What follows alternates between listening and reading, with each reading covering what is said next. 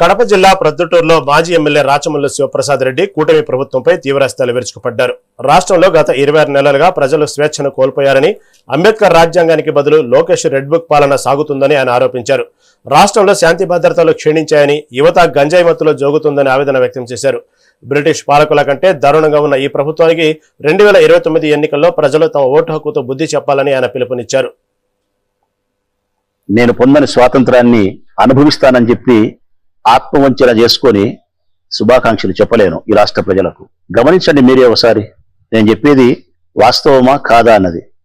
ఇంతకంటే విచారించదగ్గ అంశము, ఇంతకంటే ఈ రాష్ట్ర ప్రజలకు కడు శోచనీయమైన విషయం మరొకటి ఉండదు. ప్రజలారా, మనిషికి అన్నిటికంటే ప్రధానమైంది స్వేచ్ఛా స్వాతంత్రాలు.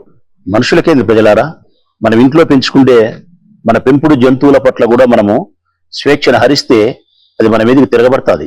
ప్రాణం ఉండే ఏ ప్రాణికైనా స్వేచ్ఛా స్వాతంత్రాలు చాలా అవసరం. అట్లాంటిది మనుషులమైన మనకు 26 నెలలుగా ఈ రాష్ట్రంలో ఆ స్వేచ్ఛా స్వాతంత్రాలు ఉన్నాయంటారా? నేను కోరుకుంటాండేది, మీరు కోరుకుంటాండేది బాపూజీ గాంధీ మహాత్ముడు ఇచ్చినటువంటి స్వాతంత్రాన్ని. సగటు ఆంధ్రప్రదేశ్ రాష్ట్రానికి సంబంధించినటువంటి ఓ పౌరునిగా నాకు ఆ స్వేచ్ఛా స్వాతంత్రాలు నాకు మీకు లేవని చెప్పి బాధపడుతూ చెప్తా ఉండే మాటలు. పాలకులకు ఉంది రాష్ట్రంలో స్వేచ్ఛ, ప్రశ్నించే ప్రజలకు లేదు. ఉందంటారా?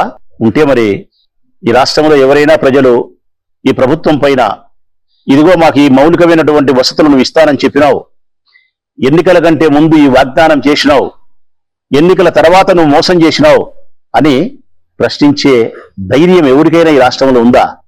స్వేచ్ఛ లేదు, స్వాతంత్రం లేదు, భావ ప్రకటన లేదు, ప్రశ్నించే హక్కు లేదు, నిరసన చేసే అధికారం లేదు, ఉద్యమాల పేరుతో వీధుల్లోకి వచ్చే అధికారం ప్రజలకు లేదు.